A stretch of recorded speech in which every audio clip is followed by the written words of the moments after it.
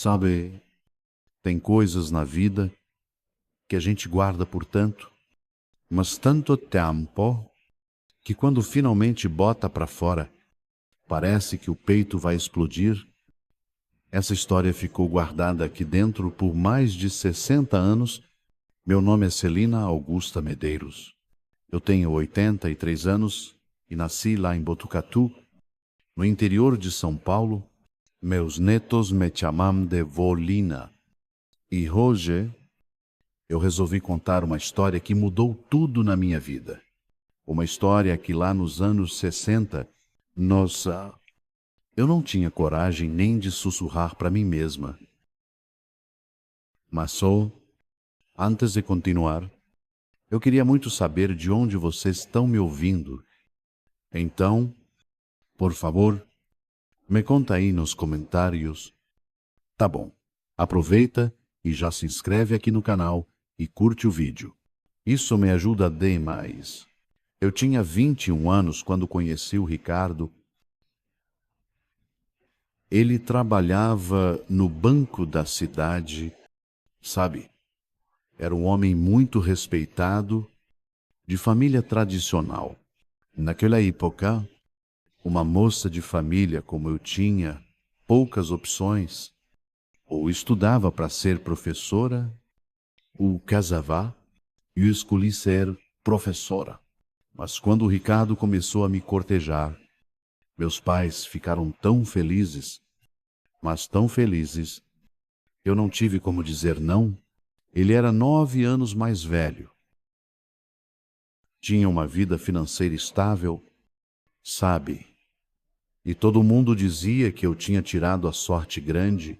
A gente se casou em 1960, uma cerimônia linda na igreja matriz.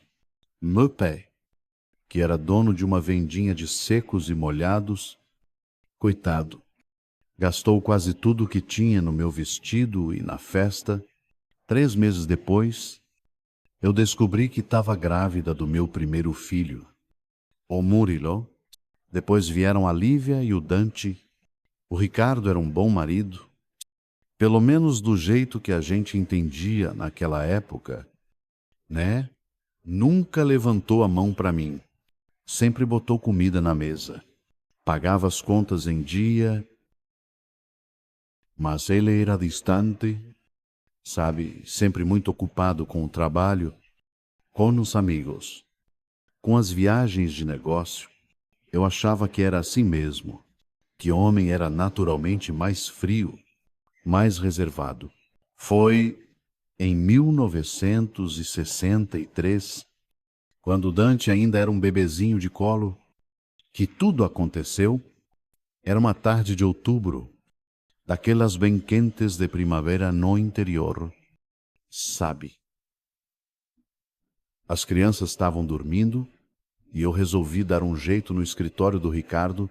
Ele não gostava que eu mexesse nas coisas dele. Mas eu precisava limpar. As crianças estavam com uma gripe forte e eu queria ter certeza de que a casa estava limpinha, sem poeira. Quando eu abri a gaveta da escrivaninha, notei uma coisa estranha.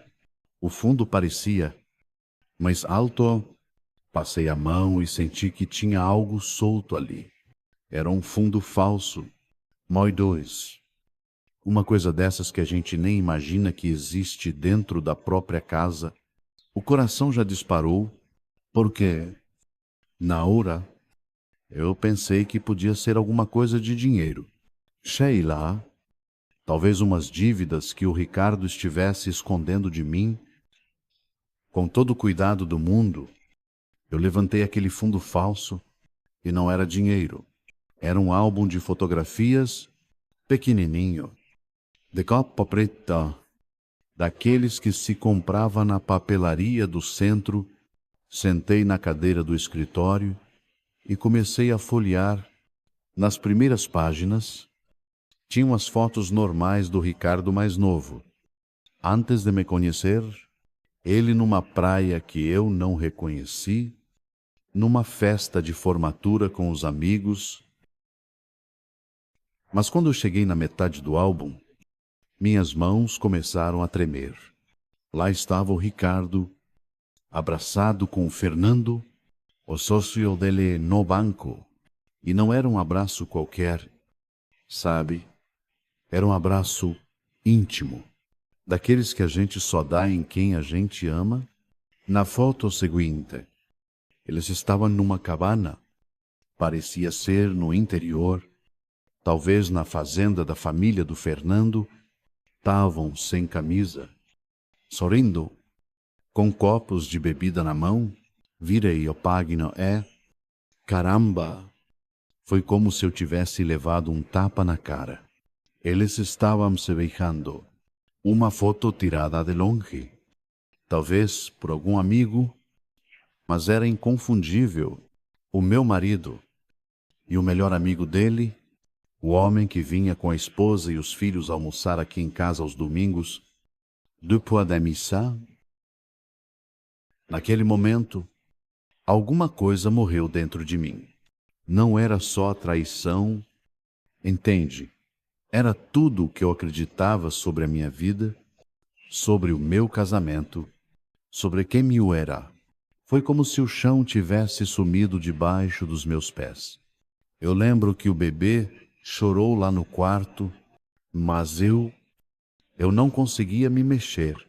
Fiquei ali, paralisada, as lágrimas escorrendo pelo rosto. Sem fazer barulho, tinha mais fotos, eles em vários lugares diferentes, sempre juntos, sempre com aquele olhar de cumplicidade que eu nunca tinha visto no rosto do meu marido quando ele olhava para mim.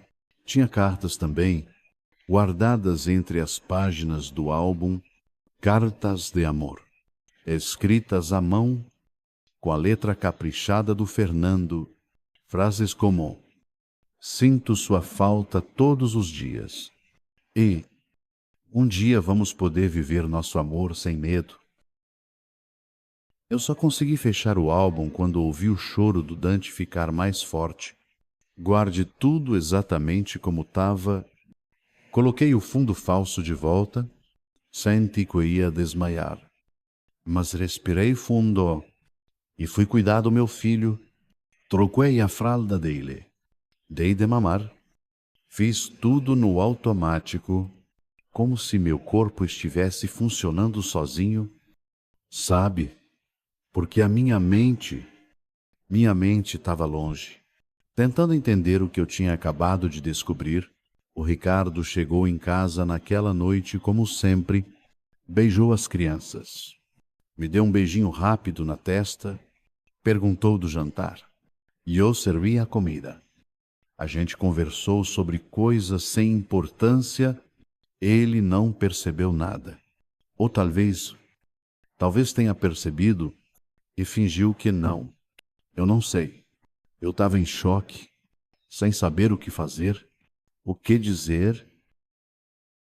Naquela noite, eu não preguei o olho. Ficava olhando para o homem do meu lado na cama e me perguntando quem ele era de verdade. Como é que eu não tinha percebido antes? Comecei a lembrar de pequenos detalhes. O jeito como ele e o Fernando se olhavam nas reuniões de família, as viagens de negócios que sempre coincidiam, as ligações que ele atendia baixinho, as vezes em que eu encontrava ele pensativo, sabe, olhando para o nada. A verdade é que eu tinha ignorado muitos sinais, talvez por medo, talvez por ingenuidade. Naquela época, ser homossexual era considerado doença, pecado. Ninguém falava sobre isso. Era um tabu completo. Eu nem conhecia gente assim. Pelo menos, não que eu soubesse. Eu vivia numa bolha, sabe, numa cidade pequena, onde todo mundo conhecia, todo mundo, e as aparências eram tudo. Passei a semana seguinte numa espécie de transe. Fazia as coisas do dia a dia. Cuidava das crianças, limpava a casa, cozinhava, mas minha cabeça estava em outro lugar. À noite, Quando Ricardo chegava do trabalho, eu observava ele com outros olhos, buscando nele algum sinal daquele homem das fotografias, aquele que sorria de verdade, que parecia feliz e livre. No domingo seguinte, como de costume, o Fernando veio almoçar em casa com a esposa e Clarice e os 2 filhos. Eu servi o frango assado com batatas ou arroz, a farofa, a salada de maionese. Sorri, conversai, fiz perguntas sobre a escola das crianças. Por fora, era a mesma Celina de sempre, a esposa perfeita, a anfitriã gentil. Por dentro, muito bem. Eu estava gritando cada vez que o Fernando e o Ricardo trocavam olhares, cada risada, cada piadinha interna. Era como uma facada no meu peito. Naquela tarde, quando todo mundo foi embora, eu fiquei olhando pela janela, enquanto as 2 famílias se despediam. Eu vi quando o Fernando deu um tapinha nas costas do Ricardo. Um gesto casual, sabe? Mas os dedos dele demoraram um pouquinho mais do que o normal. Eu vi o olhar que eles trocaram, um olhar que dizia muito mais que qualquer palavra. Eu soube, naquele momento, que eu não podia mais viver daquele jeito, fingindo que não sabia de nada, carregando aquele segredo que nem era meu. Uma semana depois da descoberta, eu finalmente criei coragem. Esperei as crianças dormirem e chamei o Ricardo para conversar no escritório. Meu coração batia tão forte, mas tão forte, que eu achava que ele conseguia ouvir. Fechei a porta, respirei fundo e tirei o álbum da sacola, onde eu tinha escondido, coloquei em cima da mesa, entre nós 2. Eu vi o rosto dele ficar branco, os olhos arregalados de choque e de medo. Naquele momento, antes mesmo de qualquer palavra ser dita, eu soube que a nossa vida nunca mais seria a mesma. Hoje encontrei isso. Ricardo, eu disse, a voz tremulante, mas firme. Eu acho que a gente precisa ter uma conversa que já devia ter acontecido há muito tempo. Ele olhou para o álbum, depois para mim, e eu vi alguma coisa se quebrar dentro dele também. Nós 2 ali, cara a cara, com uma verdade grande demais para aquela sala pequena, grande demais para a vida que a gente tinha construído. Aquela noite da confrontação foi só o começo de um período muito sombrio na minha vida. Ricardo ficou paralisado, olhando para o álbum durante o que pareceu uma eternidade. Quando finalmente levantou os olhos, eu vi neles algo que nunca tinha visto antes. Medo genuíno, mas, ao mesmo tempo, um estranho alívio. Como você encontrou isso? Foi a primeira coisa que ele perguntou. A voz quase um sussurro. Contei sobre a limpeza. O fundo falso, ele passou a mão pelo rosto. Afundou-se na cadeira como se tivesse envelhecido 10 anos em 10 minutos. Não teve negação, não teve raiva, só uma resignação silenciosa, como se estivesse esperando por esse momento há anos. Celina. Ele começou, mas as palavras pareciam travar na garganta. É verdade. Ricardo, você e o Fernando? Perguntei. Mesmo já sabendo a resposta, eu precisava ouvir da boca dele. Ele assentiu lentamente, os olhos marejados, e eu nunca quis te magoar. Aquela frase tão simples, tão batida, me atravessou como uma lâmina, e eu queria gritar, jogar coisas na parede, desmoronar ali mesmo. Mas tinha 3 crianças dormindo nos quartos. Tinha uma vida inteira construída em cima de uma mentira. Tinha um mundo lá fora que não ia aceitar o que estava acontecendo dentro daquelas paredes. Por que você casou comigo? Perguntei. Como vous embargador? Porque era o que se esperava? Ele respondeu. Depois de um tempo, meu pé, a sociedade, a igreja, todo mundo esperava que eu me casasse, que eu tivesse filhos. Eu te admirava. Celina, achei que poderia aprender a te amar do jeito certo, aprender a amar, como se o amor fosse uma lição de matemática, que se pudesse dominar com prática. Naquele momento, eles se perguntavam como decidiram se casar com mulheres para manter as aparências, como a culpa os consumia por dentro. No final daquela noite, a gente estava exausto, vazio, mas, por incrível que pareça, mais próximos do que jamais havíamos estado. Não como marido e mulher, mas como duas pessoas carregando o peso de segredos grandes demais. O que a gente vai fazer agora? Perguntei. Quando os primeiros raios de sol começaram a entrar pela janela, Ricardo olhou longamente para o álbum, depois para mim. O que você quer fazer? A resposta fácil seria exigir o divórcio, fazer um escândalo, expor tudo, mas divórcio em 1963, numa cidade do interior como Botucatu, uma mulher divorciada com 3 filhos pequenos, isso significaria ser excluída de tudo, passar aperto financeiro, ver meus filhos sofrendo preconceito, sem contar o que aconteceria com o Ricardo e o Fernando se a verdade viesse à tona. Eles podiam perder tudo, o emprego, o respeito, talvez até a liberdade. Preciso de tempo. Respondi. Finalmente, começou então o período mais estranho da minha vida. Continuamos vivendo sob o mesmo teto, mantendo as aparências. Ricardo dormia no quarto de hóspedes, com a desculpa de que estava com insônia e não queria me incomodar. Para o mundo lá fora, éramos o mesmo casal de sempre. Para nós, tudo tinha mudado. Eu observava cada detalhe da interação entre o Ricardo e o Fernando com outros olhos. Os almoços de domingo se tornaram exercícios de autocontrole.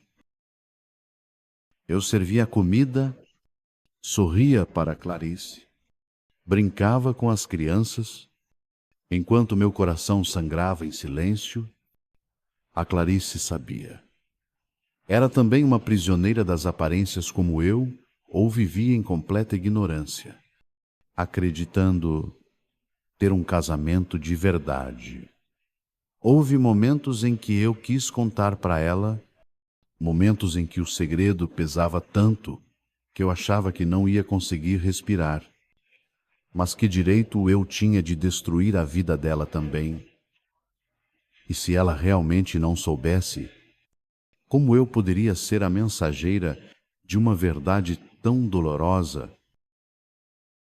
Uma tarde, quando o Ricardo estava no banco, eu criei coragem para revirar o resto do escritório. Descobri mais cartas, algumas recentes. Numa delas, datada de apenas 3 meses atrás, o Fernando falava em fugir, em começar uma vida nova em São Paulo ou no Rio de Janeiro, onde poderiam se perder na multidão. Ele escrevia: não podemos viver assim para sempre. Ricardo, essa farsa está me matando aos poucos. Minha angústia ganhou um novo elemento, ou medo. E se o Ricardo decidisse aceitar a proposta do Fernando, e se um dia eu acordasse e descobrisse que ele tinha ido embora, me deixando sozinha com 3 crianças para criar, a ideia me apavorava. não só pela vergonha social que eu enfrentaria, mas porque, apesar de tudo, eu ainda dependia dele financeiramente. Comecei a me preparar para o pior. Voltei a dar aulas particulares de piano, algo que tinha abandonado depois que as crianças nasceram. Economizei cada centavo que podia, escondendo o dinheirinho dentro de um antigo álbum de partituras. Me matriculei num curso de datilografia à noite. Enquanto o Ricardo ficava com as crianças, ele não questionou. Talvez, aliviado por eu estar construindo minha própria independência, o silêncio entre nós era pesado, carregado de palavras não ditas, de perguntas sem resposta. À noite, sozinha na nossa cama de casal, eu chorava baixinho, mordendo o travesseiro para que os soluços não acordassem as crianças. Sentia-me traída, enganada e usada, mas também sentia uma estranha compaixão pelo Ricardo, preso numa vida que não escolheu de verdade, amando alguém que não podia ter abertamente. Minha mãe percebeu que algo estava errado. Durante uma visita, enquanto as crianças brincavam no quintal, ela me encontrou chorando na cozinha. "O que está acontecendo?" Filha perguntou, preocupada. Por um momento, pensei em contar tudo. Minha mãe sempre foi uma mulher forte, prática, mas ela também era profundamente religiosa, criada numa época ainda mais rígida que a minha. Como ela reagiria ao saber que seu genro perfeito amava outro homem? Que o casamento da filha era uma farsa, é só cansaço. "Mãe", responde, enxugando as lágrimas, 3 crianças pequenas. A casa, azul, às vezes fica puxado. Ela apertou minha mão, seus olhos cheios de uma sabedoria silenciosa. "Se precisar conversar, eu estou aqui. Sobre qualquer coisa." Naquele momento, eu quase fraquejei. Mas o segredo não era só meu para compartilhar. Envolvia outras vidas, outras famílias. Então, eu só assenti, engoli o coro e voltei a servir o cafezinho. Os meses seguintes foram um limbo estranho. Eu vivia entre a raiva e a aceitação, entre o desespero e uma calma forçada. Observava meu casamento desmoronar em câmera lenta, enquanto, ao mesmo tempo, construía uma fortaleza em torno dos meus filhos para protegê-los. Murilo, com seus 3 anos, começou a perguntar por que o papai não dormia mais no mesmo quarto que a mamãe. Lívia, ainda pequena, sentia a tensão no ar e ficou mais quieta, mais na dela. Sou o Dante, bebê demais para entender. Continuava alegre e despreocupado. Comecei a fumar escondida, um hábito que eu nunca tive. Lá nos fundos do quintal, depois que todo mundo dormia, eu acendia um cigarro e deixava a fumaça levar um pouco daquele peso que eu carregava. Foi durante uma dessas noites de solidão e cigarros que eu tomei minha decisão. Não podia continuar vivendo naquele purgatório emocional. Precisava de uma resolução, de um caminho para seguir, não pelo bem do Ricardo ou do Fernando, mas pelo meu próprio bem e o das crianças. Numa sexta-feira de abril de 1964, pede para minha vizinha, a dona Iracema, ficar com as crianças e fui até o banco.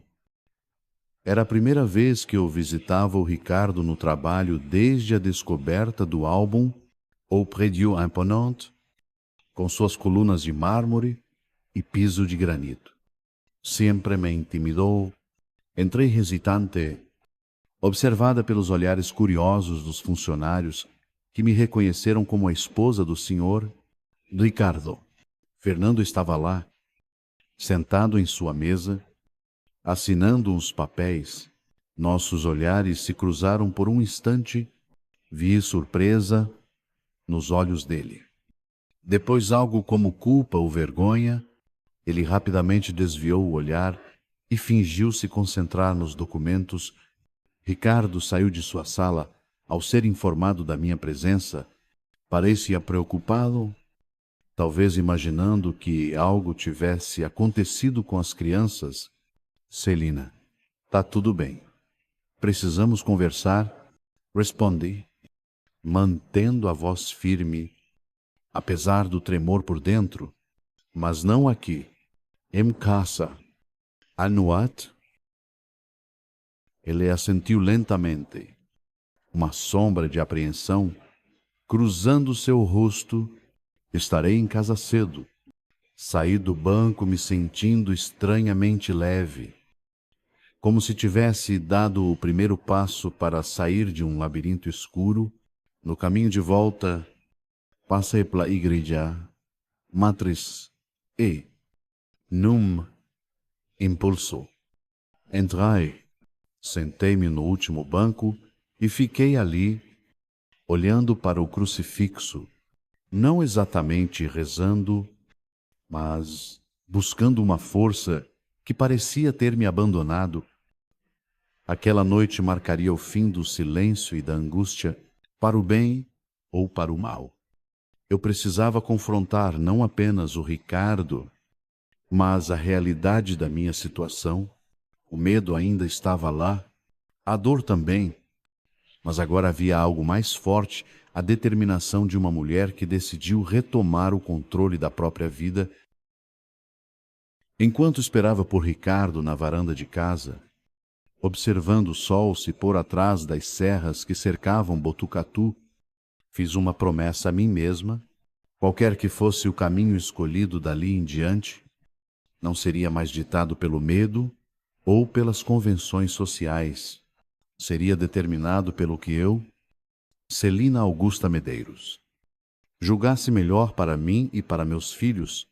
O futuro era incerto, assustador até, mas pela primeira vez em meses, senti que estava respirando de verdade e não apenas sobrevivendo.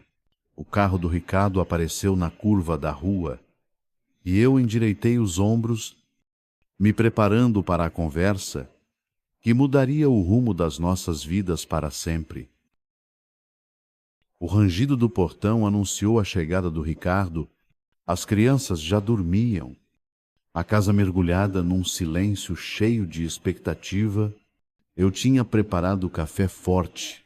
A gente ia precisar, sentada na sala de visitas, com as mãos inquietas alisando a saia, aguardei seus passos hesitantes pela varanda. Quando ele entrou, parecia carregar o peso do mundo. Afrouxou a gravata como quem se prepara para um interrogatório. Seus olhos correram pela sala, notando os detalhes, as fotos de família no aparador, o bordado inacabado no meu cesto de costura, o pequeno altar com a imagem de Nossa Senhora, detalhes de uma vida construída sobre fundações que agora tremiam. As crianças já dormiram? Perguntou, colocando a maleta de couro sobre a mesa. Sim, há mais de uma hora, respondi, indicando a poltrona à minha frente. Senta, Ricardo. Precisamos decidir o que vamos fazer da nossa vida. Ele obedeceu, sentando-se com a postura rígida de quem se prepara para receber uma sentença. Por alguns momentos, ficamos ali, dois estranhos que compartilhavam um teto, 3 filhos e um segredo destruidor. Eu não posso mais viver assim. Comecei, a voz baixa, mas firme. Essa mentira está me consumindo. Está nos consumindo. O que você quer que eu faça? Celina, quero a verdade, toda ela. Não quero mais meias confissões, nem mais segredos. Ricardo respirou fundo. As mãos trêmulas acendendo um cigarro, me ofereceu um que eu aceitei. Mais um hábito novo. Nessa fase estranha da minha vida, o Fernando e eu nos conhecemos na faculdade de economia, lá no Rio de Janeiro. Começou ele? A voz pouco mais que um sussurro. No começo, éramos só amigos, estudávamos juntos, saíamos com a mesma turma, mas algo aconteceu durante uma viagem a Petrópolis no último ano. A gente estava hospedado na casa de campo de um colega.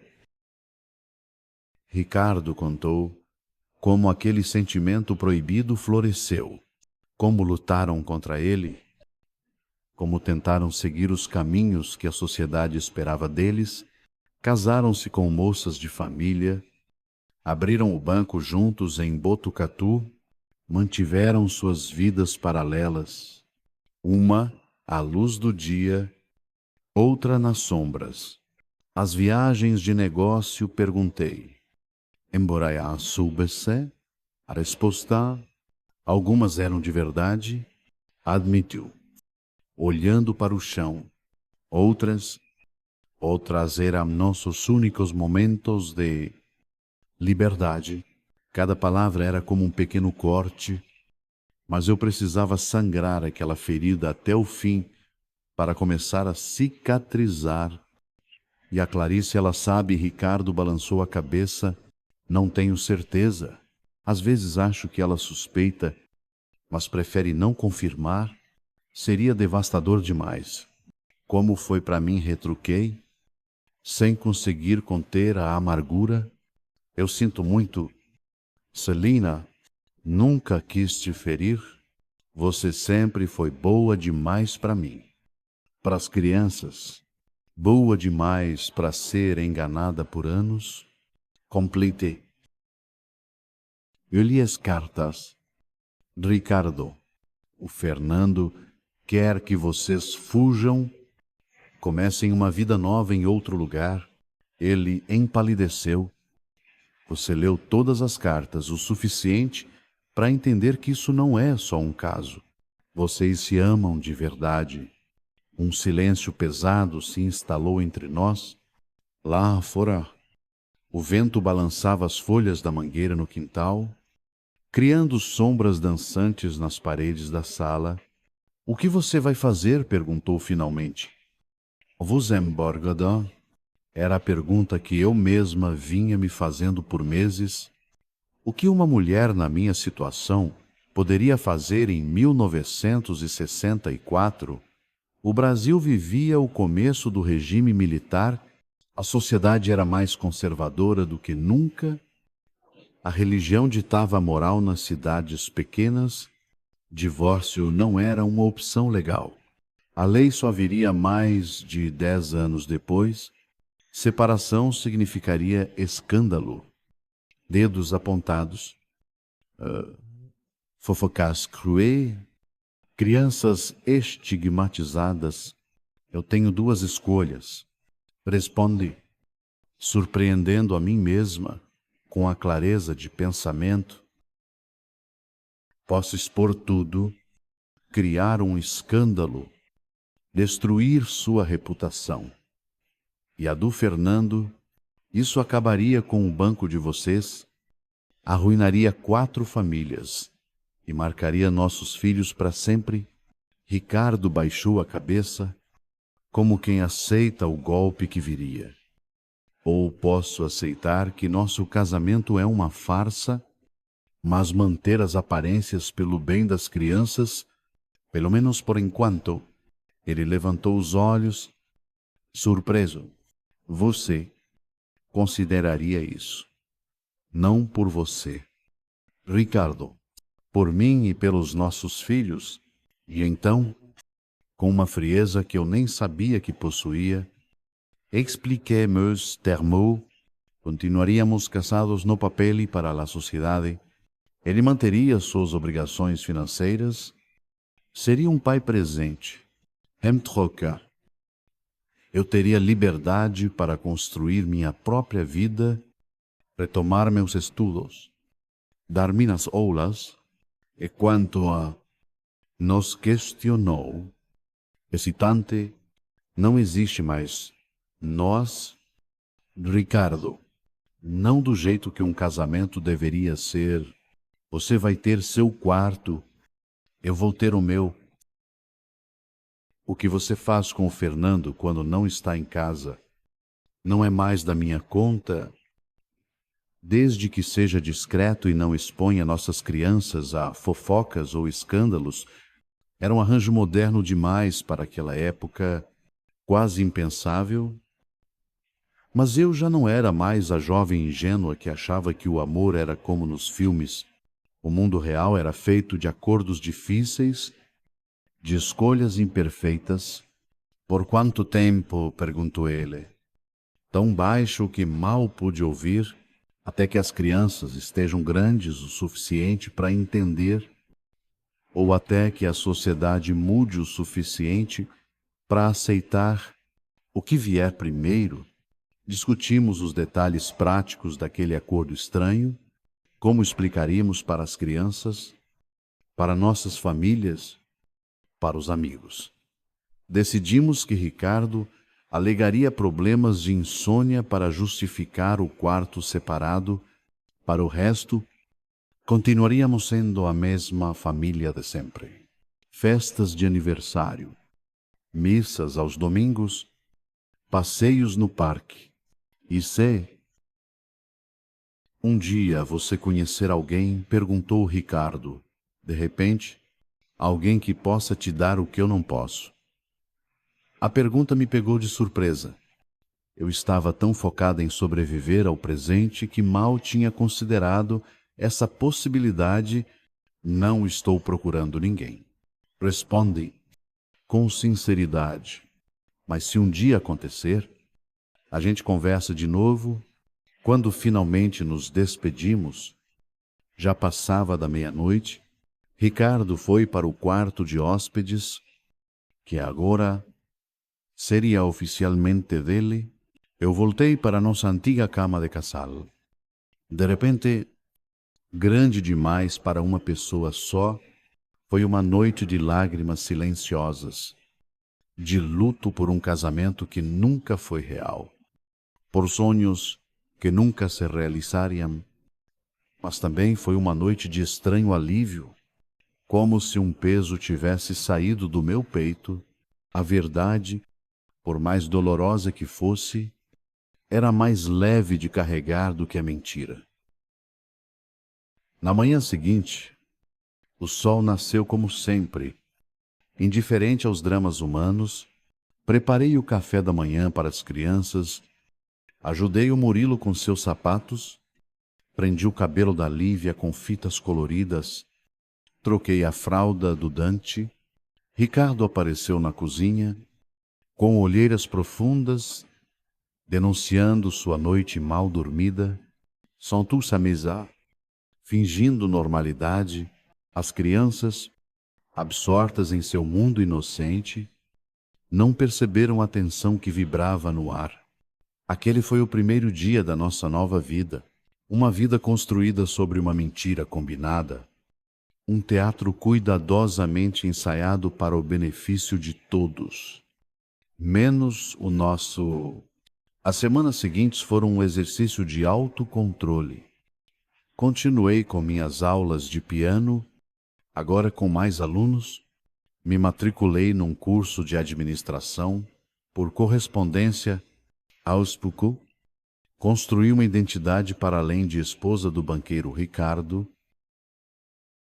Os almoços de domingo com Fernando e Clarice continuaram, agora carregados de significados ocultos, olhares que diziam mais que palavras.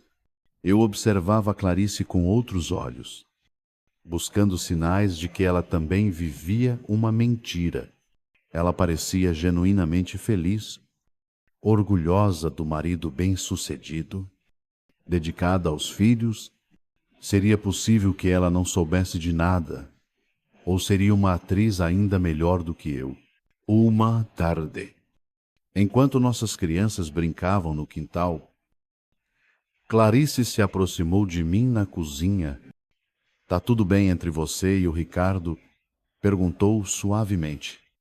Enquanto me ajudava a lavar a louça, senti o sangue gelar nas veias.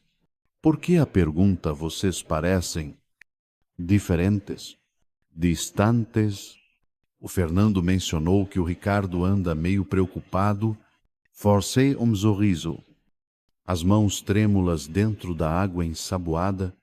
Ah, são só preocupações com o banco, com a situação do país. Você sabe como são os homens. Levam os problemas do trabalho para casa. Ela assentiu, parecendo aceitar a explicação, mas seus olhos diziam outra coisa. Por um momento, considerei contar tudo a ela, criar uma aliança de mulheres enganadas, mas que direito eu tinha de destruir a felicidade dela, mesmo que fosse baseada em ilusão? Em junho daquele ano, Ricardo chegou em casa com uma proposta inesperada. O banco abriria uma filial em Campinas, uma cidade maior, mais anônima. Seria uma oportunidade de recomeço para todos nós, argumentou, sentado à mesa da cozinha.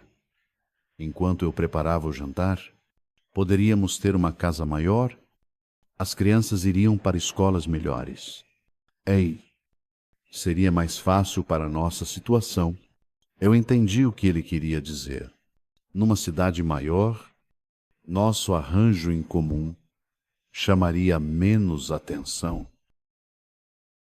Ricardo e Fernando poderiam ser mais discretos e eu, talvez, encontraria mais oportunidades de crescer profissionalmente. Vous pensez? Responde, sem aceitar nem recusar de imediato, por semanas. Pesei os prós e os contras da mudança. Deixar Botucatu significava abandonar minha rede de apoio, minha família, minhas amigas, meus alunos de piano. Mas também oferecia a chance de um novo começo, longe dos olhares curiosos que já começavam a notar as mudanças no nosso casamento. Em julho, tomei minha decisão. Nós iríamos para Campinas, não pelos motivos do Ricardo, mas pelos meus. Numa cidade maior, eu poderia retomar meus estudos na universidade, expandir meu círculo social, oferecer melhores oportunidades para meus filhos. Comunicamos a decisão às famílias. Minha mãe chorou, preocupada com a distância. Meu pai, orgulhoso do sucesso do genro, ajudou com os preparativos da mudança. Vendemos nossa casa em Botucatu e compramos uma nova em Campinas. Um sobrado espaçoso com quartos suficientes para manter nosso acordo. Em setembro de 1964, deixamos para trás a cidade que foi palco do nosso casamento, do nascimento dos nossos filhos e da morte das nossas ilusões.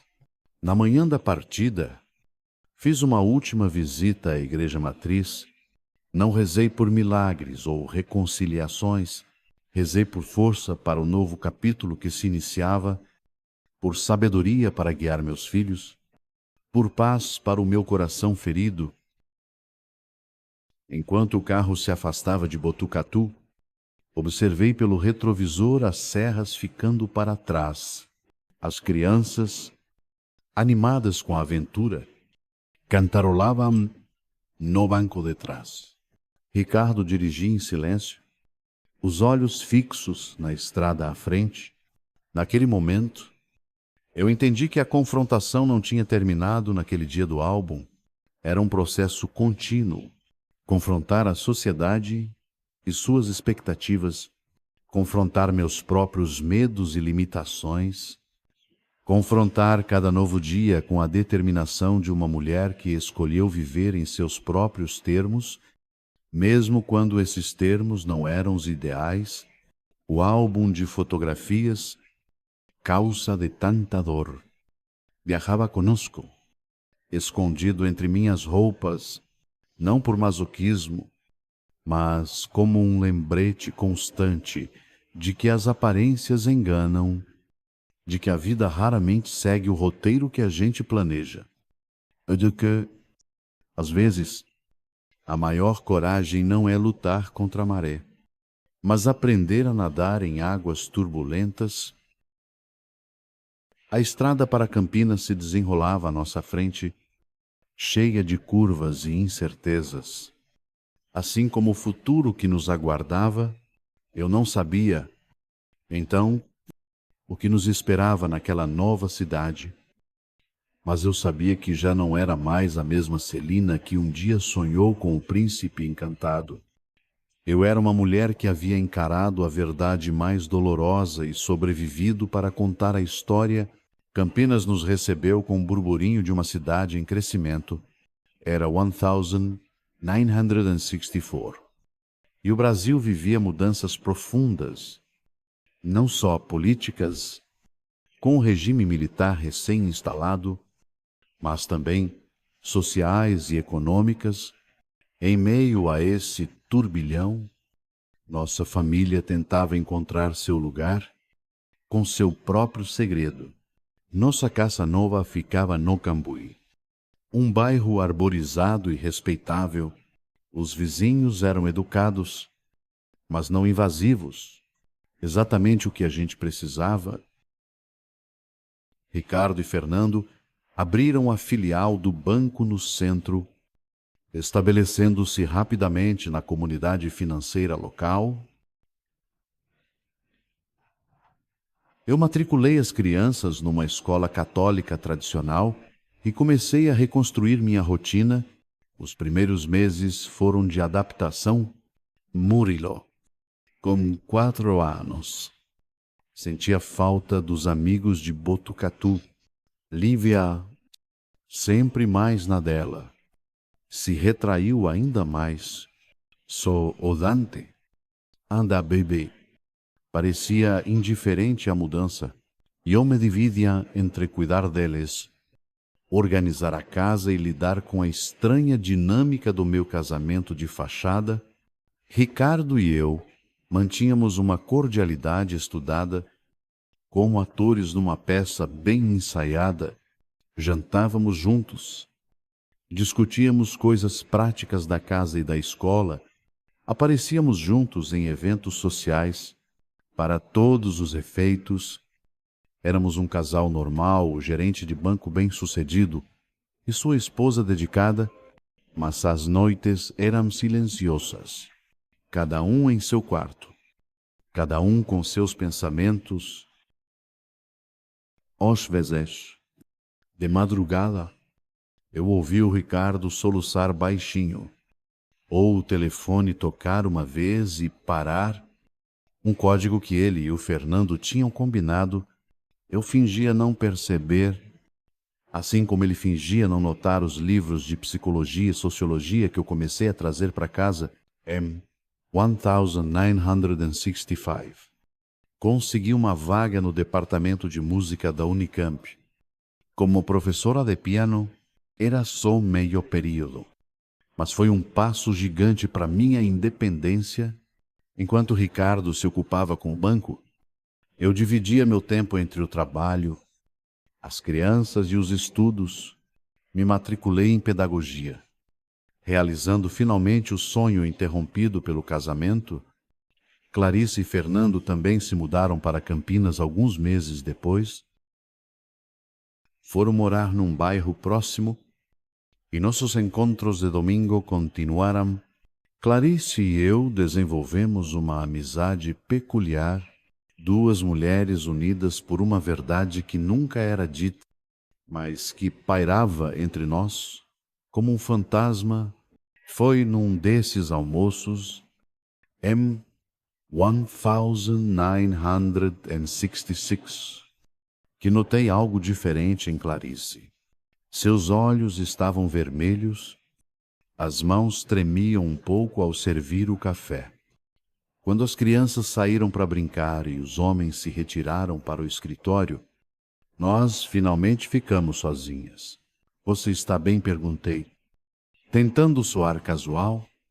Enquanto lavávamos a louça, Clarice hesitou. E então, se me avisou, começou a chorar. Um choro silencioso e contido. Oisai, Celina, em Sassoru, olhando para a janela, para ter certeza de que ninguém nos ouvia, e eu sei sobre eles. O mundo pareceu parar. Deixei o prato de lado e olhei para ela, sem poder negar nem confirmar. Há quanto tempo? Perguntei. Simplesmente, a nos respondeu, enxugando as lágrimas no avental, talvez desde sempre. No fundo. Mas ontem eu encontrei cartas que o Fernando guardava numa caixa de sapatos no fundo do armário. Naquele momento, vi meu próprio passado nos olhos dela, o choque, a dor, a traição, mas vi também uma força que talvez nem ela soubesse que tinha. O que você vai fazer? Perguntei. A mesma pergunta que eu já tinha me feito tantas vezes. Clarice respirou fundo, recompondo-se. O que você fez? Celina, porque eu sei que você sabe. Eu vejo nos seus olhos quando eles estão juntos. Vejo na distância entre você e o Ricardo. Naquela tarde, contei a Clarice toda a verdade. O álbum, a confrontação, nosso acordo silencioso. Ela ouviu sem interromper, assentindo de vez em quando, como se cada palavra minha confirmasse suspeitas antigas. Não sei se tenho a sua força. Confesso, quando terminei. Não sei se consigo viver uma mentira. Não é força. Clarice, é sobrevivência. E cada uma de nós sobrevive do jeito que pode. Aquela conversa marcou o início de uma nova fase. Clarice e eu formamos uma aliança silenciosa. Duas mulheres navegando em águas perigosas, apoiando uma a outra. 1968. Com o país se fechando ainda mais sob o AI-5, nossa pequena comunidade de segredos encontrou um novo equilíbrio. Ricardo e Fernando prosperavam. Clarice abriu uma lojinha de artesanato e eu estava prestes a me formar em pedagogia, dividindo meu tempo entre a faculdade, as aulas e meus filhos. Agora com 8, 6 e 5 anos, foi nesse período que conheci o Augusto, professor de História na faculdade, viúvo recente, com uma filha adolescente. Nossos encontros foram se tornando mais frequentes em Café du Bois d'Azoulay, uma conversa na biblioteca. Quando percebi que estava me apaixonando por ele, entrei em pânico. Meu acordo com o Ricardo não previa isso. Como eu poderia começar um relacionamento sendo uma mulher casada numa noite de julho? Criei coragem e fui falar com o Ricardo. Precisamos conversar sobre nosso acordo. Comecei. Ele tirou os óculos, os olhos cansados. A vida dupla também cobrava seu preço. O que foi? Eu conheci alguém. Ricardo ficou em silêncio. Depois, para minha surpresa, um pequeno sorriso surgiu em seus lábios. Era questão de tempo. Você merece ser feliz. Celina, de verdade. Discutimos a nova situação. Decidimos que eu poderia ver o Augusto discretamente, mantendo as aparências. Não era o ideal, mas era o melhor que podíamos fazer. Contei ao Augusto uma versão simplificada da verdade, que meu casamento era de fachada, que ficávamos juntos pelos filhos. Elle, homme, au même, affront de ce tempo. Aceitou com uma compreensão que ainda me emociona. Os anos seguintes foram um equilíbrio delicado. Meus filhos cresciam, fazendo perguntas cada vez mais difíceis. Em 1972, quando o Murilo fez 12 anos, percebi que não podíamos mais manter as aparências. Foi a Clarice quem sugeriu a solução. Fernando tinha sido convidado para abrir uma filial do banco em São Paulo. Talvez seja a chance que todos nós precisamos, comentou ela. Um novo começo, uma separação mais definitiva. A ideia foi tomando forma. Ricardo e Fernando iriam para São Paulo, oficialmente para expandir os negócios. Clarice e eu ficaríamos em Campinas com as crianças. Aos poucos, nos separaríamos, não legalmente, pois o divórcio ainda não existia. Mas, de fato, quando o momento da partida chegou, em janeiro de 1973, foi com uma mistura de tristeza e alívio que me despedi do Ricardo. Obrigado por tudo, Celina, sussurrou ele na plataforma da estação. Você foi a melhor companheira que um homem como eu poderia ter. Voltei para casa sozinha, extraoficialmente, para começar uma nova vida. Augusto e eu podemos finalmente aparecer juntos em público, com discrição, mas sem o peso do segredo. Os anos seguintes trouxeram mudanças que nenhum de nós poderia prever. Em 1977, o Brasil finalmente aprovou a lei do divórcio. Ricardo e eu formalizamos nossa separação, assim como Fernando e Clarice.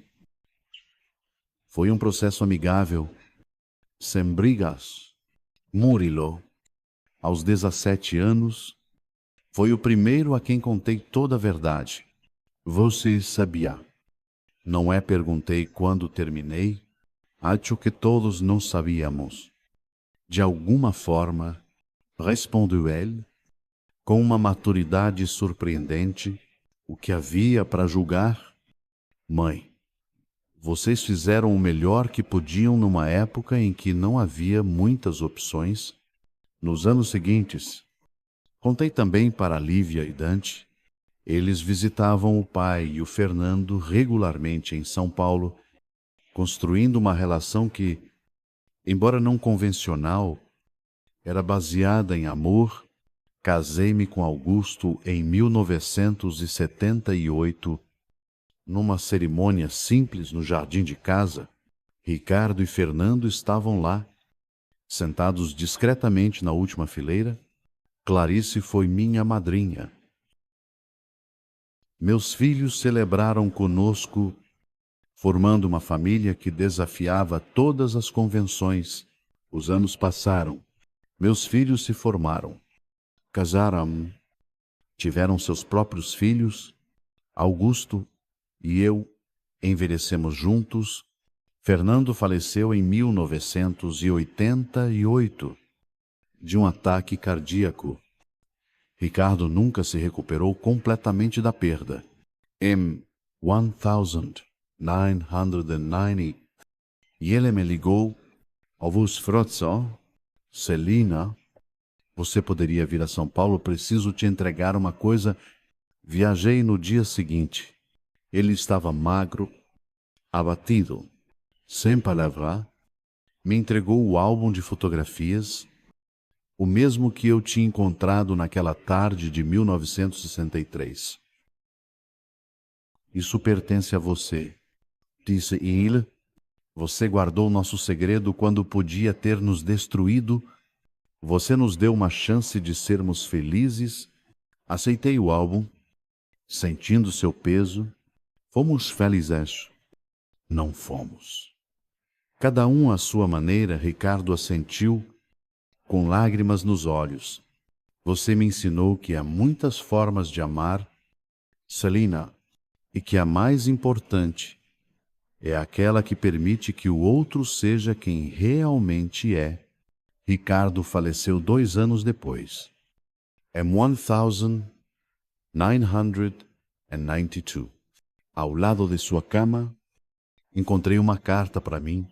Nela, ele agradecia por eu ter sido sua companheira, sua amiga, sua cúmplice. Você foi meu porto seguro quando eu mais precisei. E ele escreveu, e espero ter sido, de alguma forma, um bom pai para nossos filhos.